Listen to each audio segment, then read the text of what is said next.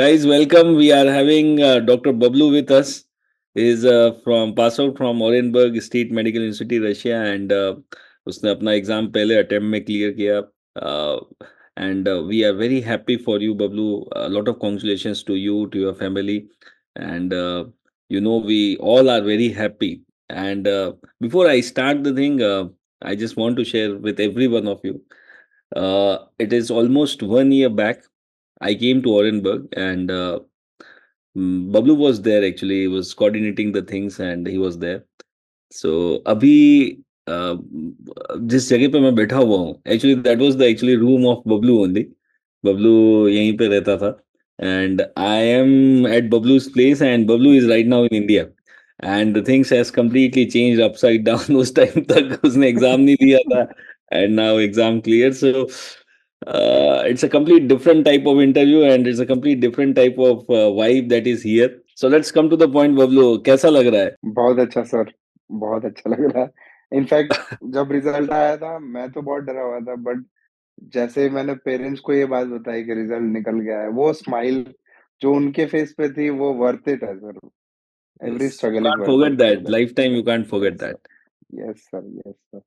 So you are all. I have seen his struggle for last 6 months. He was there in Delhi, Arise Delhi, and we हम बहुत बार मिले वहाँ पे and I have seen many ups and down and the way he has struggled.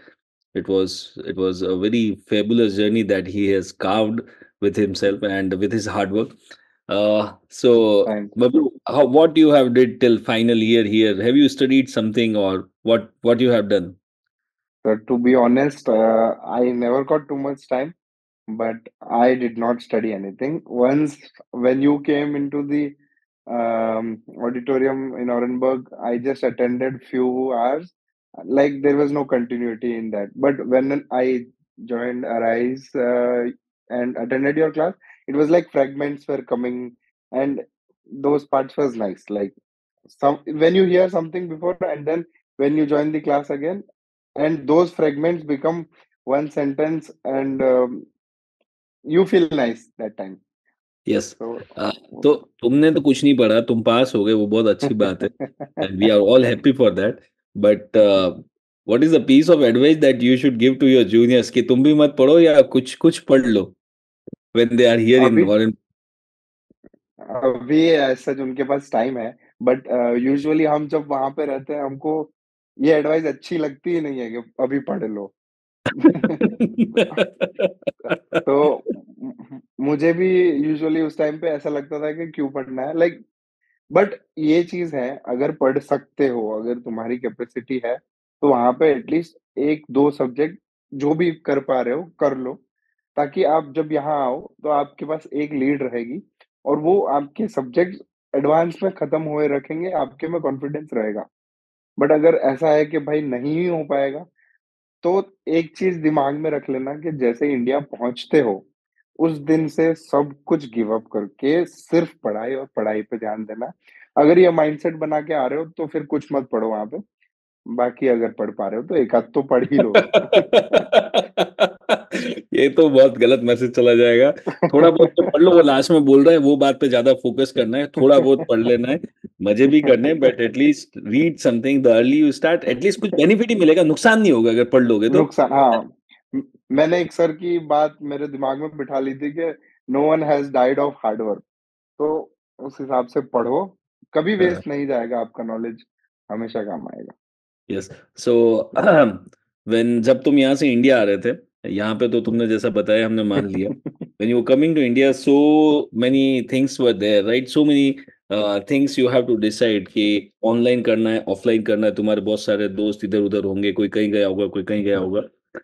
तुमने कैसे decide किया online और offline के versus and how arise versus other institute, how you have decided?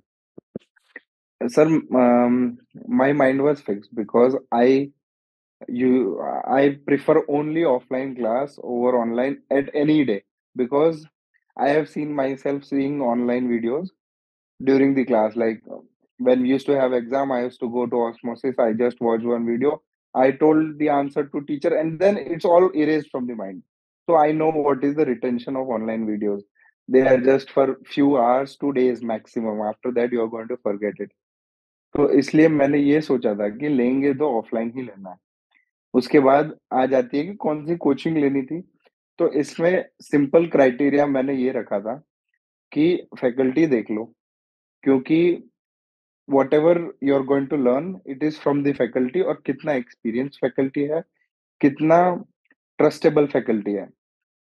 तो जब मैंने राइज़ की फैकल्टी देखी थी, तो I very much liked it because जो मेन 4 सब्जेक्ट्स हैं, पिलर्स हैं, वो ही सारे बहुत अच्छे थे एंड बाकी सब जो भी छोटे-छोटे सब्जेक्ट्स हैं, दे वर वेरी कंसाइज़ और उन टीचर्स के रिव्यू बहुत अच्छे थे टीचर्स बाकी जो स्टूडेंट्स जो पास आउट थे उनसे। तो मेरे हिसाब से वो बेस्ट चीज़ थी कि फैकल्टी अगर देख लो वो, बाकी जो छोटी-मोटी चीज़ें हैं कि classroom was nice, location was nice and library का एक्सेस सेम बिल्डिंग में है।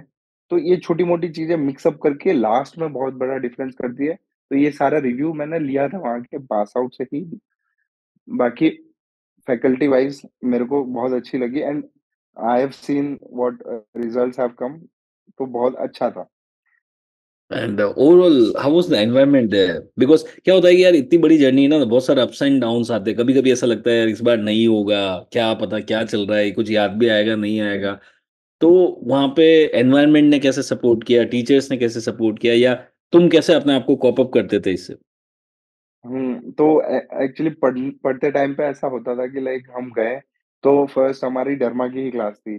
तो डरमा की वर्कबुक हमको अच्छी खासी मिली थी, लाइक व पेजेज़ ज़्यादा थे, बट उसमें पिक्चर्स ही थे मोस्टली। तो हम ऐसे फ इतना एंथुसियाज़्म से हमने स्टार्ट किया था, वर्कबुक फिल करी, शाम को पढ़ लिया पूरा वर्कबुक का और मतलब फर्स्ट सब्जेक्ट तो हमारा इतना अच्छा था कि मुझे आज भी डरमा इतना अच्छा लगता है कि सब कुछ आता है मुझे डरमा में, जितना वो वर्कबुक में है।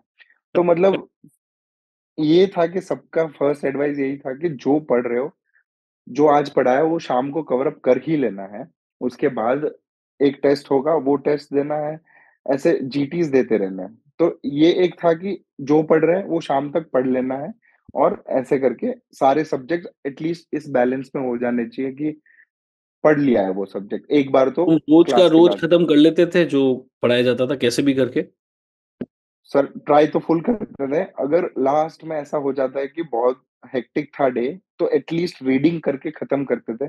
क्योंकि हम याद नहीं कर पा रहे हैं, तो एट लीस्ट रीडिंग कर लेना है, तो at least 2 times in that day that same thing has crossed your mind, तो वो कहीं न कहीं रह जाता था और फिर ओके, जैसे उसका एक क्लास और खत्म हो बैलेंस जाती थी, पूरा सब्जेक्ट खत्म हो गया 5 दिन का मान लीजिए, कोई भी एक फिजियो सब्जेक्ट था, 5-6 दिन क्लास हो गई, खत्म हो गया। फिर उसके बाद क्या होता है, फिर यू हैव अ ब्रेक और हाउ यू रिवाइज़ दैट? और ये एक्चुअली बहुत अच्छी लगी थी सर हमको कि जो शेड्यूल बनता है, वो मंथ का पूरा शेड्यूल आ जाता था। तो जैसे डरमा की क्लास 2 दिन थी, उसके बाद हमारा 1 दिन का गैप होता है या 2 दिन का गैप होता है और वो गैप में हमारे एक सब्जेक्ट टेस्ट हो जाता था। तो डरमा का एक 50 या 100 मार्क्स का टेस्ट दे देंगे, तो उसमें क्या है कि हर टॉपिक को कैसे ना कैसे करके हमको ट्रेन कर देते थे कि ऐसे क्वेश्चन आ सकते हैं। तो ये वे में ऐसा था कि सब्जेक्ट भी खत्म, उसके क्वेश्चन्स भी खत्म। तो ऐसे करके हम मंथ में कभी-कभी हमको 3-4 दिन की एक्स्ट्रा छुट्टी मिल जाती थी। तो इसमें से कभी-कभी हम लोग वेस्ट भी कर देते थे वो छुट्टी बट वो अब जाके रियलाइज़ होता है बट आप लोग मत करना। वो सब्जेक्ट और जो भी सब्जेक्ट आपका वीक या स्ट्रॉन्ग है, आपको जो प्रेफ़रेंस देनी है, बट वो सब्जेक्ट का रिवीजन करते रहना। मतलब 3 से 4 रिवीजन के बाद में आप आसमान फाड़ लोगे। आसमान तो तुमने फाड़ दिया है और होपफुली तुम्हारे जूनियर्स भी फाड़ देंगे एंड बिल्कुल सर। तो जब कुछ सब्जेक्ट ऐसे होंगे ना यार बिल्कुल ही मज़ा ही नहीं आता होगा, मतलब लग रहा होगा बहुत ही डिफ़िकल्ट है, उसके साथ क्या किया तुमने और कौन से थे वो सब्जेक्ट? सर मेरे को फिजियोलॉजी बहुत ज़्यादा टफ लगा था एक्चुअली मेरे को किसी ने एडवाइस किया था कि ऑरेनबर्ग से ही कंप्लीट करके आना फिजियोलॉजी बट मेरे से हुआ नहीं वहाँ पे बट जैसे ही मैं वहाँ गया आई अटेंडेड द क्लासेस मैंने क्लास स्किप नहीं की क्लास में मैं बैठा एक्चुअली क्लास में बैठने से उसी टाइम पे हमारे पास एटलीस्ट 20 टू 30% रिटेंशन हो जाता है ना तो उसके बाद में मैंने उसका एक रिवीजन ट्राई किया उसके बाद में मेरे को ज़्यादा लगा तो मैंने सिर्फ़ उसके rapid revision and PYQs practice करने हैं इस वे में कि घुमा-फिरा के भी उस क्वेश्चन को पूछ सकते हैं वो। ऐसा नहीं कि हाँ, इसका क्वेश्चन याद कर लिया हमने, कि हुँ, ऐसा नहीं, तो थोड़ा उस वे में वो एक्चुअली गाइडेंस हमको टीचर्स ने ही दी थी। मेरा एक और सजेशन ये है कि कीप वन मेंटर, कि एक मेंटर वहाँ पे आपको, बहुत सारे मेंटर्स आएँगे, जैसे प्रियांश सर है, नदीम सर आएँगे, ठीक है? खलील सर आएँगे, तो ये मेंटर्स आपको क्यों रखने हैं? It is like not only for educational purpose. मैं जभी भी प्रियांश सर की बात सुनता था कि पढ़ना है, इसी बार निकालना है, और वो थोड़ी-थोड़ी टिप्स दे देते थे, तो वो फॉर 1 वीक और 2 वीक तो ऐसा इग्निशन होता था कि भाई पढ़ना है, पढ़ना है, पढ़ना है। तो वो मेंटरशिप बहुत ज़रूरी है, कि हमको ऐसा लगता है कि सर ऐसे ही बोल के जा रहे हैं। कभी-कभी हमारे अंदर वो स्पार्क वहीं से आता है। यस, मच नीडेड बिकॉज़ बहुत सारी बार ऐसे डीमोटिवेटेड फ़ील होते हैं, डिप्रेस्ड फ़ील होते हैं एंड बिल्कुल वापस सर। से वो साइकिल वापस रीस्टार्ट हो जाती है तो it feels better yes and sir. What was your schedule? कैसे प्लान करते थे दिन को? सुबह पढ़ते थे, रात को पढ़ते थे? वैसे आइडियली तो ऐसा था कि सुबह उठ के पढ़ना चाहिए था, बट जब तक क्लासेस चली थी, हम नहीं कर पाए थे सुबह उठ के पढ़ने वाला। हम सुबह उठ के फटाफट नहा के सीधा क्लास पहुँचते थे, और क्लास के बाद का क्लास के बाद खत्म कर लेते थे। कभी-कभी जब ब्रेक्स होते थे, टाइम मिल जाता था, तो 1-2 पेज रेफर कर लेते थे। बाकी अगर ब्रेक्स वाला कर सको तो बेस्ट चीज़ है, क्योंकि वो एकदम फ्रेश नॉलेज होता है। बाकी हुँ, ब्रेक्स में अगर नहीं कर पा रहे हो तो and end of the day at least वो खत्म कर ही लेना। Where you were living arise hostel और outside hostel sir. Hostels? And जब सारे क्लासेस खत्म हो गए और उसके बाद आपका वो रिवीजन, टी-एन-डी ये सब चल रहा था, उस टाइम पे क्या करते थे? सर एक्चुअली जैसे ही हमारी क्लास खत्म हुई उसके बाद टीएनडी का शेड्यूल दे दिया था। तो उस टाइम पे 1 या 2 दिन मिलता था हर सब्जेक्ट प्रिपेयर करने का। तो टेक्निकली बहुत सारे लोगों ने इस चीज़ को नेगेटिवली लिया कि हमको टाइम नहीं मिल रहा है एंड ऑल। बट टेक्निकली देखा जाए तो हम लोग बहुत फटाफट रेफर कर रहे थे हर सब्जेक्ट से, और उसके क्वेश्चंस हो जा रहे थे। तो मेरे जो स्टार्टिंग के 10 टीएनडी सेशंस थे, वो तो बहुत अच्छे से हुए। एंड इट वाज़ लाइक साथ-साथ में खत्म भी हो गए मेरे। एंड हुँ, देन फिर उसके बाद से मैंने जैसे आपको बताया कि फिजियोलॉजी मैंने एक छोड़ दिया था। उसके बाद मैंने फिजियो के पीवाईक्यूज़ वगैरह किए, एंड देन फिर बाकी फिर से टीएनडी का शेड्यूल कंटिन्यू हो गया। तो जो जो सब्जेक्ट आपका वीक है, या फिर जो सब्जेक्ट ऑलरेडी वही सेम टीचर ने पढ़ाया हो और उनका आपके पास आ रहा हो यूट्यूब से, तो वो कर लेना चाहिए, अगर आपको यूज़फुल लगता है तो। क्योंकि अभी के जो भी डिसीज़न्स होंगे वो आगे जाके या तो बेनिफिट करने वाले हैं, या तो बहुत नुकसान करने वाले हैं। तो बहुत प्रिसाइज़ली अभी के डिसीज़न्स लेने पड़ेंगे ऐसे। और रोज़ कितने एमसीक्यू करते थे आप? मिनिमम 50, कभी-कभी ऐसे फ्लो में बह गए तो 100 भी हो जाते थे। जीटी में लोएस्ट स्कोर कितना था आपका? 148 से। 148 और हाईएस्ट कितना था? 180। 180 so you have got a mean value in the real exam. हाँ, नहीं एक्चुअली मेरा एक जीटी का हाफ ही स्कोर था, बट मोस्टली वो भी मेरा कुछ 140 के आसपास ही आया था। तो तो मोस्टली आपका जीडी का स्कोर हमेशा ऐसे बढ़ता ही रहा टाइम के साथ नहीं या सर, नहीं में सर। ये अपसाइड कुछ ये चेंज होता रहता है? ये जीटी का खेल सर बहुत वो था हमारा। तो फर्स्ट जीटी मेरा, मतलब मैंने फर्स्ट जीटी जैसे ही सारे सब्जेक्ट खत्म हो गए थे मेरे, तब मैंने दे दिया। तो तब मेरे 148 आ गए। तो मुझे लगा अरे! सब आता ही है। एंड हुँ, देन थोड़ा वो माइंड ऐसा हो जाता है sir, I don't know why, but हो जाता है कि हाँ, आता है, you will do it. But then next GT मैंने दिया, वो लकीली ईज़ी आ गया, तो हुँ, उसमें मेरा स्कोर थोड़ा ज़्यादा आया। बट जो थर्ड जीटी था ना सर मेरा, वो सबसे डिसअपॉइंटिंग था, एंड वो मुझे ले गया फिर से बहुत कम मार्क्स पे। उस तो मतलब वो जो कम मार्क्स आते हैं ना, एंड यू फील कि उसके बाद तो फेल हो जाएँगे हम, या फिर नहीं निकलेगा इस बारी। तो वो सबसे डिसअपॉइंटिंग पार्ट होता है सर। और उसके बाद आपको, बट आई टूक इट पॉजिटिवली, क्योंकि मेरे साथ जो दोस्त थे, वो मुझे एनकरेज कर रहे थे, मेरे भैया एनकरेज कर रहे थे एंड ऑल। तो इसीलिए उसके बाद वाले जीटी में मेरे 178 आए। वेरी गुड और एग्ज़ाम से कुछ दिन पहले what was the thought process? 1st to 19th of January. 20th January sir was your exam. Yes sir. What you were तो thinking? जैसे-जैसे डेज़ नज़दीक आएँगे ना, तो स वो आप आपके माइंड में जैसे ही वो थॉट आएगा, आपका हार्ट रेट बढ़ेगा एंड आपको 2 ही थॉट्स आएँगे कि यार नहीं निकला तो क्या करूँगा? सेंस ऑफ रिस्पॉन्सिबिलिटी दिल्ली पहुँचते या इंडिया पहुँचते ही आने लग जाती है, कि यार निकालनी है इस बार और वो सेंस ऑफ रिस्पॉन्सिबिलिटी जब जब फील होगी ना, तब आपको डर लगेगा ही। तो वो मैक्सिमम हो रहा था 1st टू 19th के बीच में और बहुत बार डर लगा, बहुत बार अप्स एंड डाउन्स आए। एक दिन मेरे को आज भी याद है, मैं और मेरे दोस्त ऐसे डिस्कशन में चले गए कि यार अगर हार्ड पेपर आ गया तो क्या करेंगे? तो मतलब वो पूरा मतलब हम लोग ऑब्वियसली शाम को स्टार्ट किया था बात, तो हमारा पूरा दिन गया था। तो ये चीज़ अवॉइड करना कि कहीं पे भी ऐसा नेगेटिविटी टाइप आ रहा हो तुम्हारे अराउंड, तो वो चीज़ अवॉइड करते रहना। निकल जाएगा तुम्हारा, दिमाग में ये बिठा के रखो, पॉजिटिविटी रखो, निकल जाएगा। Last 2-3 days, how much notes you have flipped in those 2-3 days?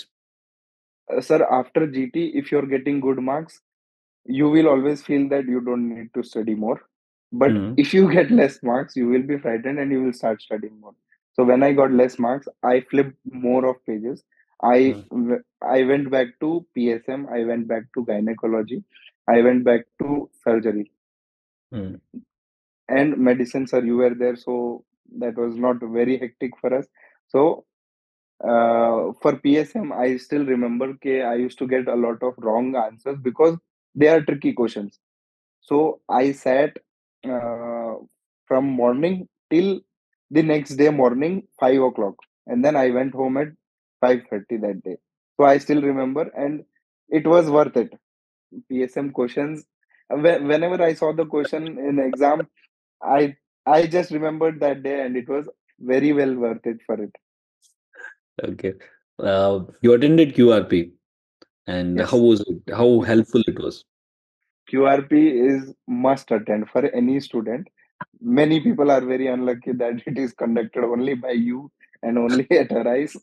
So I would just suggest that if they could get at least the workbook also, they should refer to it before going to exam because it is most high yield thing that is there for the FMG materials. It has almost everything, but you have to understand it. If you don't have knowledge of any subject, you just go with QRP. But if you are having a little bit of knowledge of any subject and then you refer QRP, you're going to score more than 80, 90%, 90 plus marks in exam just Hmm. by that book.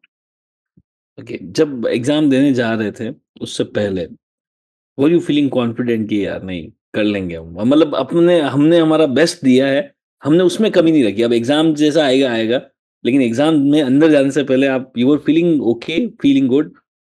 Sir last day of actually मैंने बहुत सारे दोस्तों को देखा था कि दे वर praying to God from पहले से ही बट मैंने ये फिक्स रखा था लास्ट दिन पे हम जाएंगे तो 6 o'clock 19th को मैं गया मंदिर मैंने बोला कि मैंने कर लिया जो इससे ज्यादा मैं नहीं पढ़ सकता मैंने कर लिया एंड मैंने भगवान को बोला कि आप संभाल लेना एंड देन मैं सो गया लाइक उस दिन के लिए आई डिडंट स्टडी फिर सुबह सुबह I refer to paediatrics microbio little bit not everything मैं मुझे जो हाई लगा था बट उसमें से भी 2 क्वेश्चंस आ गए पीडियाट्रिक्स में से थैंकफुली एंड सुबह-सुबह कोई-कोई लोग ऐसे होते हैं कि नहीं रेफर करेंगे बट समहाउ आई फेल्ट के रेफर कर लेते हैं तो आई रेफर्ड एंड थैंकफुली उसमें से कुछ आया एंड सो लास्ट मोमेंट पे आप भगवान पे छोड़ सकते हो। लास्ट मोमेंट पे टेंशन लेने की कोई ज़रूरत नहीं है क्योंकि हम ज़्यादा नहीं पढ़ पाएँगे उस टाइम पे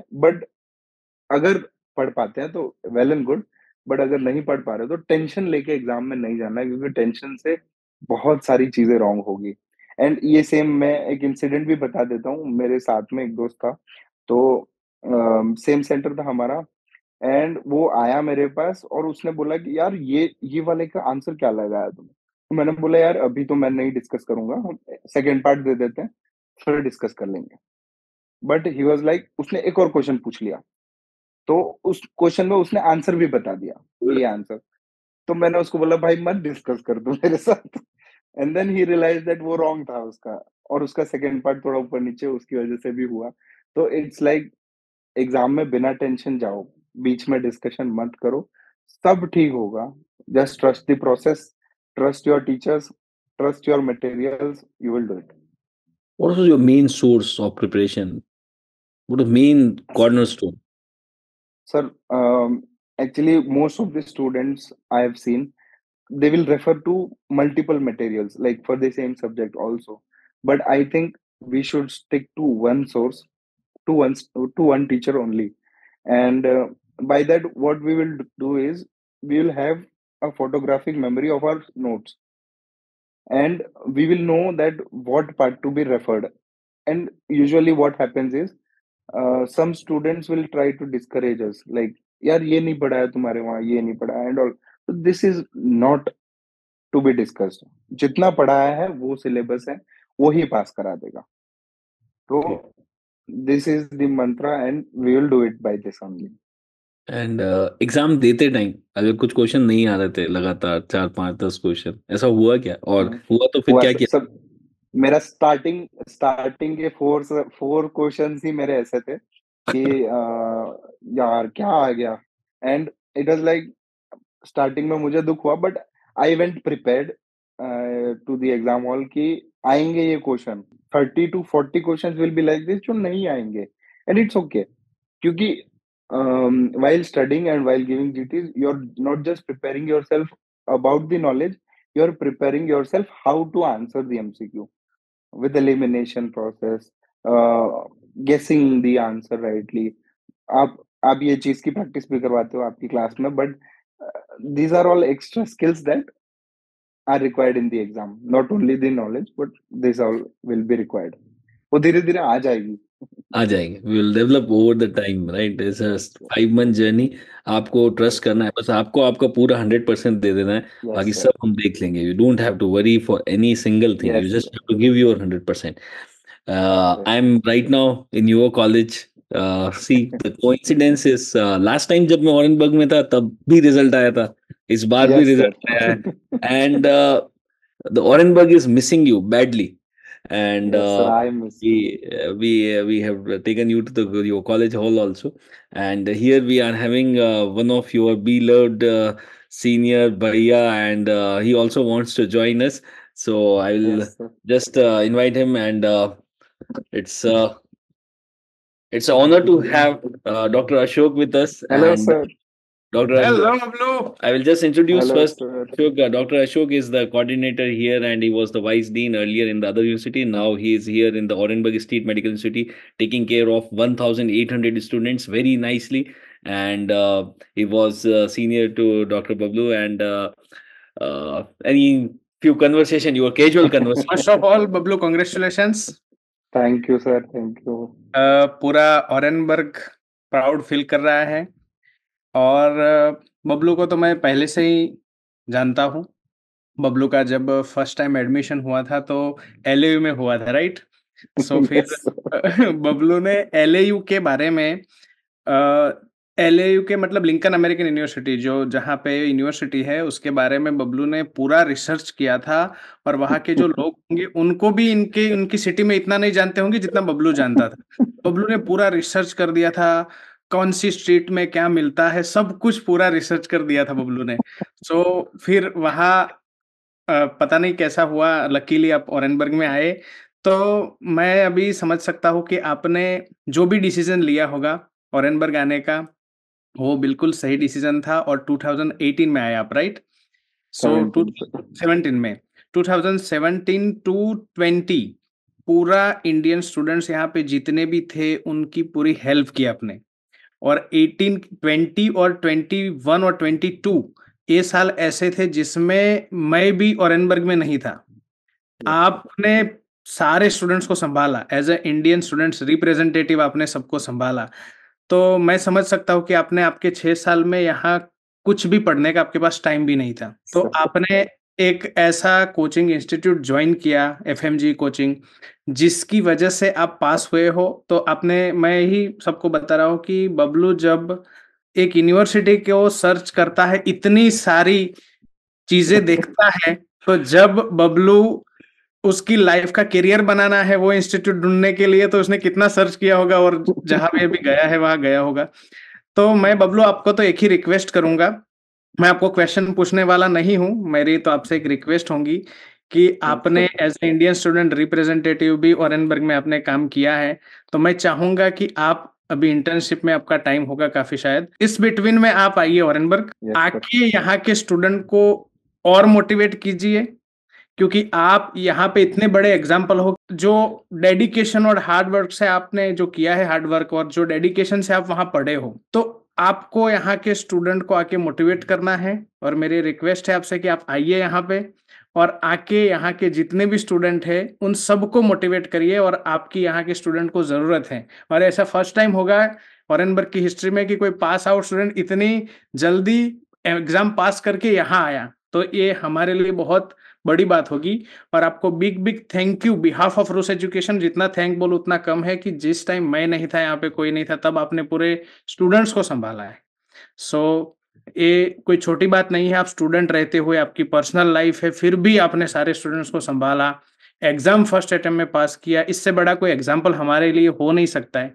और जो स्टूडेंट कुछ नहीं करते हैं यहाँ पे, सिर्फ स्टडी करनी है उनको, ना किसी को संभालना है ना कुछ करना है, उन स्टूडेंट्स को आपका मोटिवेशन की जरूरत है। और मैं राइज को भी रिक्वेस्ट करूंगा, रूस एजुकेशन को भी रिक्वेस्ट करूंगा कि बबलू को यहाँ भेजे और यहाँ के सारे स्टूडेंट को ऐसे मोटिवेट करे कि हमारे ओरेनबर्ग स्टेट मेडिकल यूनिवर्सिटी का रिजल्ट 90% से कम ना हो। Very good, very good. And I just want to add one more thing. जब लास्ट टाइम आया था तो बबलू से तो मिला ही था, फिर बातों में पता लगा कि बबलू के जो बड़े भैया हैं doctor Kailash, is currently doing orthopaedics from Delhi, उनको भी मैंने पढ़ाया था। I yes was not sir. Remembering, but now I have a very big role I have played in the entire family of Bablu, actually. Dr. Yes sir. Kailash, Dr. Bablu. So, and it was what we say, a match made in heaven. That is something like this. And, it was very nice. Always is a very good companion. बहुत अच्छा लगा ये सब आपको, आपकी smile ऐसा लग रहा है कि मतलब हमारे लिए बहुत बहुत बड़ी प्राउडनेस वाला मोमेंट है ये, We क्योंकि are feeling so proud. We are feeling so proud. हाँ sir. When I came for the first time in Orenburg, Ashok sir आए थे एयरपोर्ट पे, एंड उस मोमेंट से मुझे मतलब लाइक लगा था कि इंस्पिरेशन लेनी है तो इनसे लेनी है। तो तब से लेके he taught me whatever I am, like जो भी मैंने किया है लाइफ में उसका 70% मैंने अशोक सर से ही सीखा है। तो you also played very important, right? लोग मैनेजमेंट वाला पार्ट सब आपसे ही सीखा है मैंने। बबलू जो क्वेश्चन बनाता था और जो क्वेश्चन आप पूछता था जब हम डिनर करने बैठते थे, तब उसका आंसर किसी के पास नहीं होते थे, तो तब मैं सोचता था कि बबलू जब पढ़ रहा होगा तब जो भी टॉपिक है उसमें से ऐसे ऐसे क्वेश्चन निकालेगा, जो क्वेश्चन जो पेपर बनाने वाला है वो भी नहीं सोचेगा, ऐसे क्वेश्चन उसने बना दिए होंगे।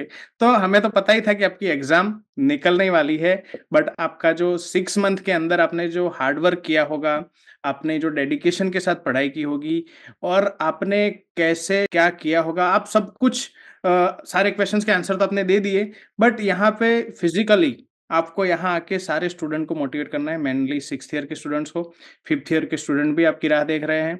और जब आप जूम कॉल में थे, यहाँ पे क्लास चल रही थी प्रियांक सर की, मैक्सिमम स्टूडेंट्स ने आपका वीडियो लिया था, आपको सब स्टूडेंट्स नहीं दिख रहे होंगे, सबने मुझे स्नैप्स भेजे, सबने मतलब बहुत खुश थे, पूरी हुटिंग हो रही थी आपकी और बहुत तालियां बज रही थी आपकी, आपको शायद सुनाई नहीं दे रहा होगा, बट स्टूडेंट्स काफी खुश है। और आप एक इतने बड़े एग्जाम्पल हो हमारे लिए कि पहले स्टूडेंट हमारे रूस एजुकेशन में जितने भी, मैं एज ए रिप्रेजेंटेटिव यहाँ पे काम करता हूँ, तो साथ में काम करने के लिए हिचकिचाते थे कि शायद यहाँ पे टाइम नहीं दे पाएंगे ज्यादा पढ़ाई में, ये सब कुछ, बट आप इतने बड़े हमारे लिए एग्जाम्पल हो कि अभी हमारे लिए किसी को ढूंढने की जरूरत नहीं पड़ेगी। Oh, it thank was you very sir. nice to see you, Bablu, and it's always pleasure to talk to you. I wish you a lot of thank you success, sir. very good health, and in the future, there's so many things you have to achieve, and I definitely trust you. You are going to make it happen. You are going to continuously make us proud, your family proud. Wish you all the very best, a lot of success. We will be in touch. Thank you sir. Thank you so much. Thank you so much for thank you giving. So much sir. All the best Bablu, thank you thank you. Sir. Thank you. Thank you. Thank you.